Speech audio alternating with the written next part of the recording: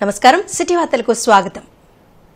ఎన్టీఆర్ స్టేడియంలో ఆడుదాం ఆంధ్ర క్రీడా సంబరాల పోటీలను మంత్రులు విడతల రజని, మేరుగ నాగార్జున, ప్రభుత్వ విప్ అప్పిరెడ్డి పరిశీలించారు. 5 క్రీడా అంశాల్లో నిర్వహిస్తున్న పోటీల్లో తమ సత్తా చాటాలని క్రీడాకారులకు సూచించారు. గ్రామ స్థాయి నుంచి రాష్ట్ర స్థాయి వరకు వివిధ క్రీడల్లో ఆణిముత్యాలను గుర్తించేందుకు ఆడుదాం ఆంధ్ర కార్యక్రమాన్ని సీఎం జగన్ ప్రతిష్టాత్మకంగా తీసుకున్నారని మంత్రి రజని తెలిపారు.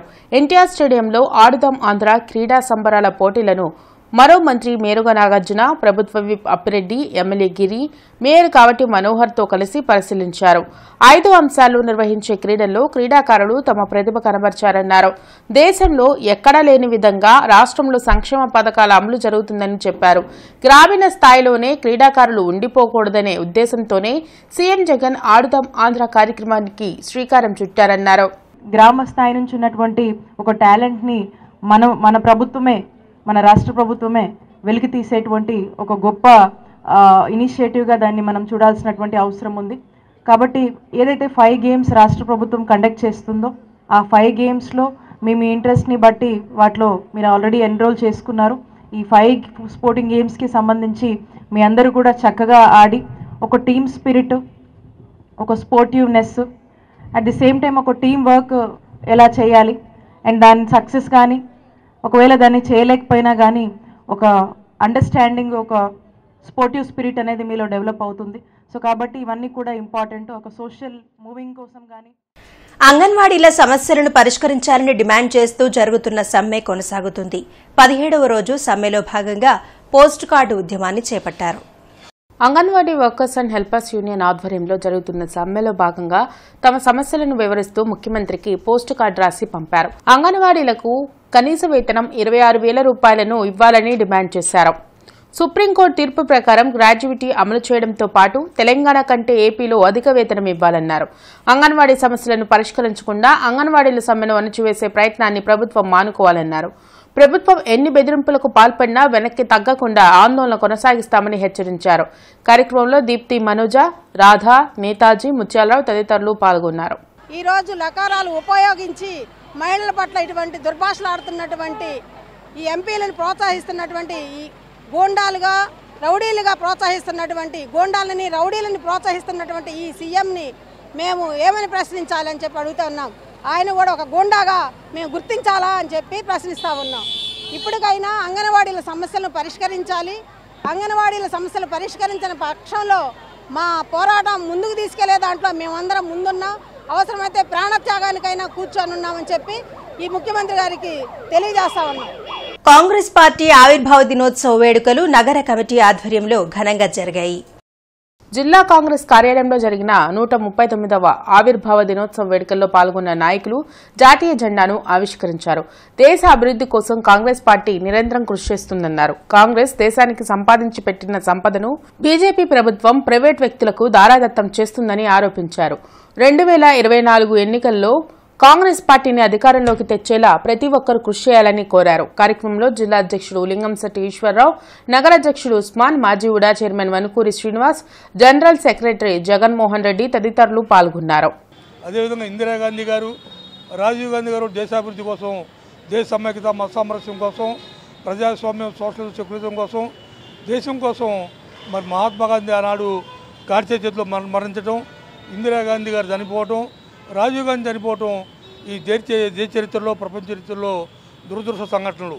అలాంటి కాంగ్రెస్ పార్టీ ఇవాళ దేశానికి నాయకత్వం ఇచ్చే దిశగా ఇవాళ రాహుల్ గాంధీ నేతృత్వంతో కాంగ్రెస్ పార్టీ అధికారంలో రావాల్సిన అవసరం ఉంది.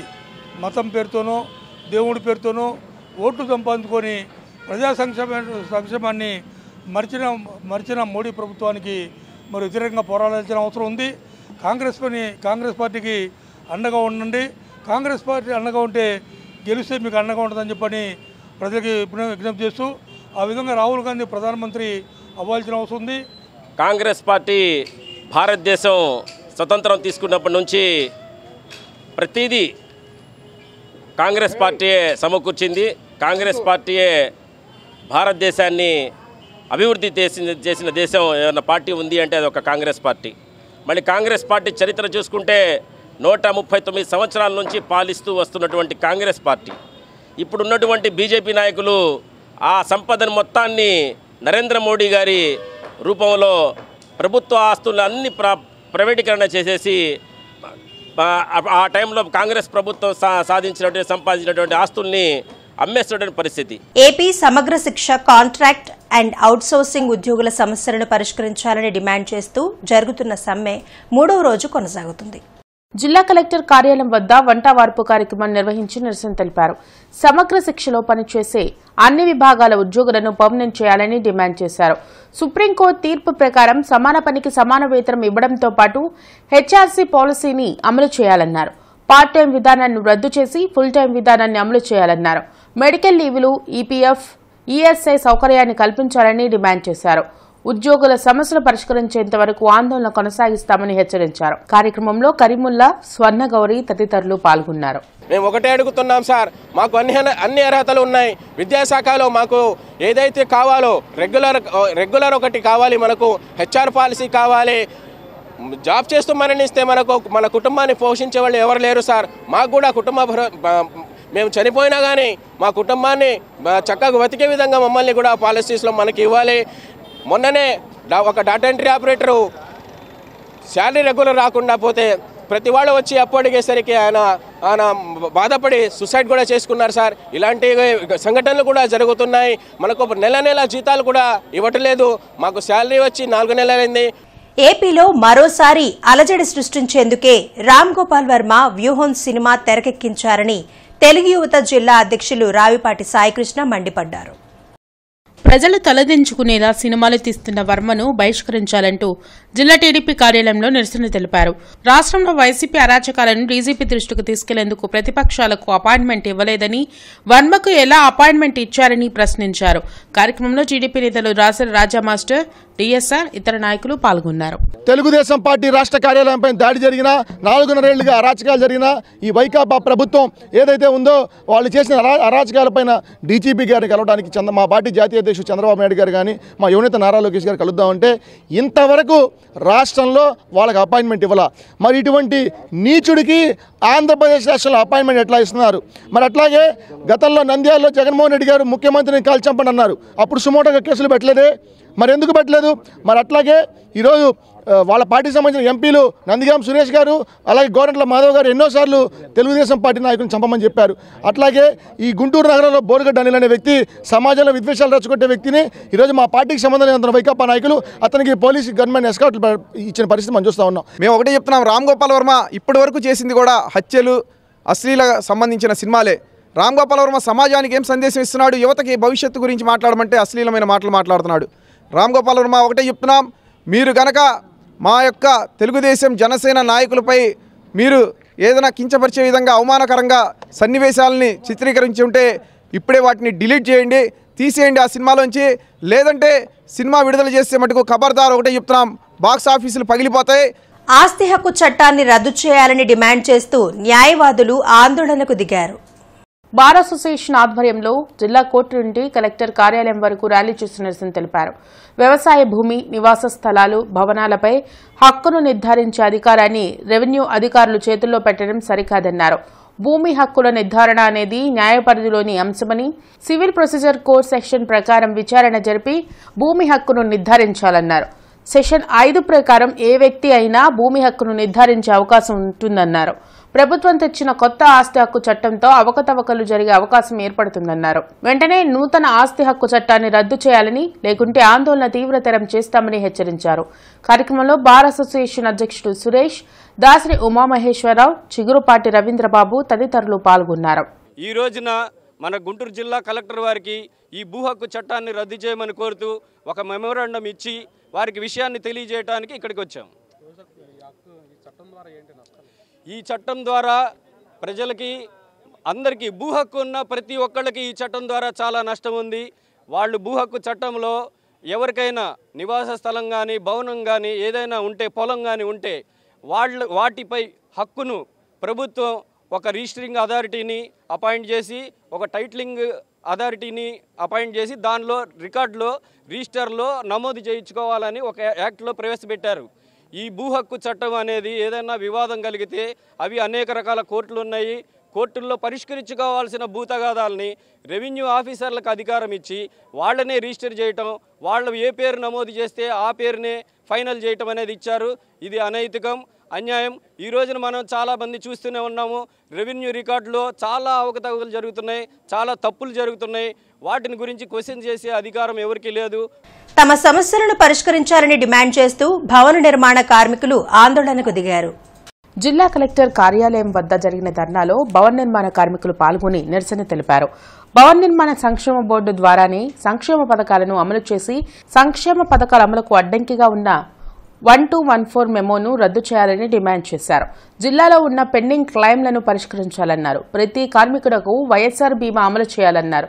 పెరుగుతున్న సిమెంట్, ఐరన్ ధరలను తగ్గించి ఇసుకను అందుబాటులోకి తీసుకురావాలని డిమాండ్ చేశారు.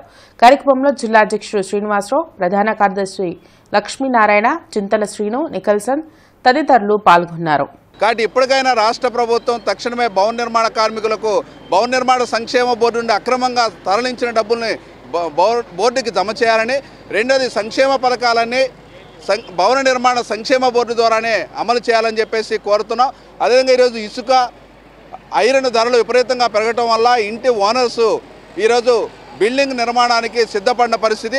దానివల్ల బిల్డింగ్ వర్కర్లకి ఉపాధి దొరకట్లేదు.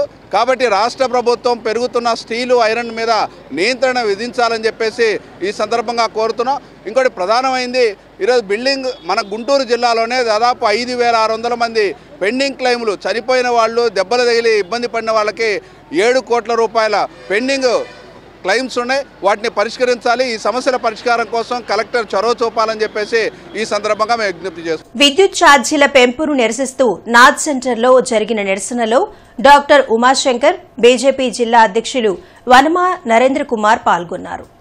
ఈ సందర్భంగా వారు మాట్లాడుతూ అధికారంలోకి వస్తే కరెంట్ ఛార్జీలు తగ్గిస్తామని చెప్పిన సీఎం జగన్ అధికారంలోకి వచ్చిన దగ్గర నుండి ఇప్పటి వరకు 8 సార్లు విద్యుత్ ఛార్జీలు పెంచారన్నారు. ఈ విధంగా కరెంటు ఛార్జీలు పెంచడం వల్ల సామాన్యుడికి పెనుభారంగా మారి దోపిడీకి గురవుతున్నారని, జగన్మోహన్ రెడ్డి అధికారంలోకి వచ్చిన తర్వాత నవరత్నాల పేరుతో ప్రజలను నయవంచన చేశారని తెలిపారు.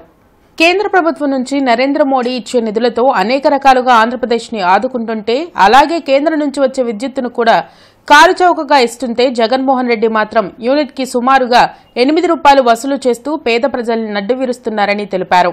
ఆడుదాం ఆంధ్ర అంటూ పేద ప్రజల జీవితాలతో ఆడుకుంటున్నారని, వారి క్షేమం, సంక్షేమాన్ని ఏమాత్రం పట్టించుకోవట్లేదని తెలిపారు. సంక్షేమ పథకాలతో వారి ఇంటికి డబ్బులు పంపిస్తూ స్వశక్తితో వారి కాళ్ల మీద వారు బతుకు జీవనాన్ని సాగించడానికి ఏ విధంగా సహకరించడం లేదని తెలిపారు. జగన్మోహన్ రెడ్డి ఒకవైపు చాక్లెట్లు ఇస్తూ మరొక వైపు అనేక రకాలుగా అధిక ఛార్జీలు పెంచుతూ పేదల నుండి పన్నుల పేరుతో అధికంగా వసూలు చేస్తున్నారని తెలిపారు.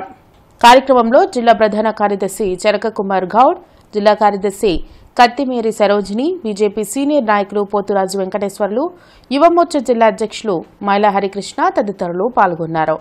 పెంచిన కరెంట్ ఛార్జీలు బేషరతుగా తగ్గించాలి. Next Bharatiya Janata party proposal పెట్టి పేద కుటుంబాలందరికీ 100 యూనిట్లు ఫ్రీ కరెంటు ఇచ్చేటట్టుగా మేము ఒక యోజన చేయాలని అనుకుంటున్నాము.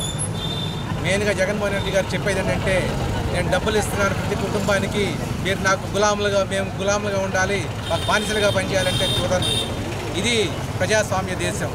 నువ్వు ఇచ్చిన డబ్బులు ట్యాక్స్ పేయర్స్ డబ్బులు, నువ్వు ఇచ్చే డబ్బులు గవర్నమెంట్ డబ్బులు, వాటి మీద నీకు ఎటువంటి హక్కు లేదు. డబ్బులు ఇస్తున్నావు కాబట్టి నువ్వు చెప్పిందల్లా జరుగుతుందని మాత్రం ఇప్పుడు కలలు కనద్దు. ఖచ్చితంగా ప్రజలు మీకు సమాధానం ఇచ్చి నీకు కరెంట్ షాక్ ఇచ్చి నిన్ను దించేసే రోజులు దగ్గర పడ్డాయి. ఆటాడుకుందాం రా అనే కార్యక్రమం తీసుకొని పేదల జీవితాలతో ఆటాడుకుంటున్నారు. కానీ వారి యొక్క సంక్షేమం కోసం కానీ వారి యొక్క అభివృద్ధి కోసం కేవలం పనిచేయట్లేదు. కేవలం సంక్షేమ పథకాల పేరుతో వాళ్ళ ఇంటికి డబ్బులు పంపిస్తున్నారు. కానీ వారి స్వశక్తితో వాళ్ళ కాళ్ళ మీద నిలబడి అనేక రకాలుగా జీవనోపాధి సాగించడానికి ఎక్కడా కూడా సహకరించకపోగా ఈ జగన్మోహన్ రెడ్డి ఒకవైపు చాక్లెట్ ఇస్తూ ఒకవైపు అనేక రకాలుగా పేదల దగ్గర నుంచి కూడా ఛార్జీలు వసూలు చేస్తున్నారు. విద్యుత్ ఛార్జీలతో పాటు అనేక ఛార్జీలు పెంచుతూ పేదలకి చాలా బాధాకరమైన విషయంగా వారి యొక్క జీవనోపాధిని చాలా దయనీయ స్థితికి తీసుకెళ్తున్నారు. కాబట్టి మేము భారతీయ జనతా పార్టీ తరఫున తీవ్రంగా ఖండిస్తున్నాము. ఏదైతే సౌర విద్యుత్ పేరుతోనో లేకపోతే జల విద్యుత్ పేరుతోనో నయవంచన చేస్తున్నారు. మనకి సోలార్ తరఫున వచ్చే కరెంటుని చాలా తక్కువకు వస్తుంటే ఈ ప్రభుత్వం 3 సంవత్సరాల నుంచి కూడా ఆ యొక్క పాలనని పరుగున పడేస్తూ ఎక్కడా కూడా మున్సిపల్ కార్మికుల సమస్యలను పరిష్కరించాలని డిమాండ్ చేస్తూ జరుగుతున్న సమ్మె 3వ రోజు కొనసాగుతుంది. మున్సిపల్ కార్పొరేషన్ కార్యాలయం వద్ద జరిగిన ధర్నా కార్యక్రమంలో కార్మికులు పాల్గొని నిరసన తెలిపారు. సమాన పనికి సమాన వేతనం ఇవ్వడంతో పాటు కాంట్రాక్ట్ అవుట్సోర్సింగ్ ఉద్యోగులు పర్మనెంట్ చేయాలని డిమాండ్ చేశారు. ఇంజనీరింగ్ కార్మికులకు health risk allowance, club auto డ్రైవర్లకు 18,500 రూపాయల వేతనం ఇవ్వాలన్నారు.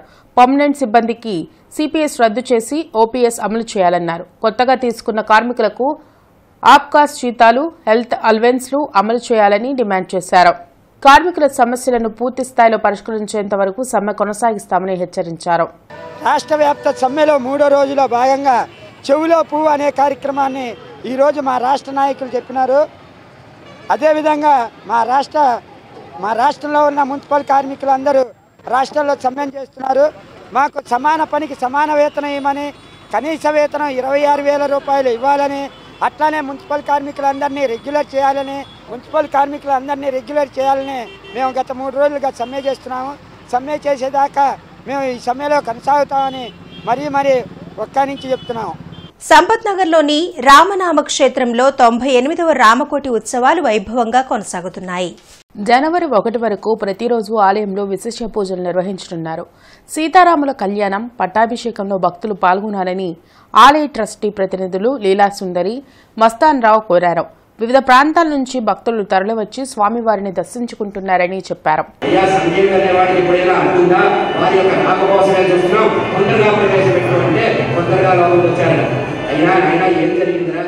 సీతారాముల యొక్క బంటైన శ్రీ దాసాంజనేయ స్వామి వారి యొక్క 108 చాలీసా పారాయణ కార్యక్రమం ఉంటుంది. ఆ స్వామివారి నగరోత్సవం ఉంటుంది. తర్వాత 31వ తారీఖు సీతారాముల యొక్క పట్టాభిషేకం ఉంటుంది. దీని గురించి ముఖ్యంగా మన నగరవాసులందరికీ తెలియజేయవలసింది ఏమిటంటే, మరో భద్రాచలం తర్వాత గుంటూరులోని శ్రీరామనామ క్షేత్రం నందు మాత్రమే ఏకకాలంలో శ్రీరామ కళ్యాణము, పట్టాభిషేకం గత 97 సంవత్సరాలుగా జరగబడుతున్నాయి. ఆ తర్వాత 1వ తారీఖు నూతన సంవత్సర శుభారంభంలో శ్రీరామనామ క్షేత్రం నందు సీతారాముల యొక్క పుష్కరిణిలో స్వామివారి యొక్క తెప్పోత్సవ కార్యక్రమం ఉంటుంది. సిటీ వార్తలు సమాప్తం. నమస్కారం.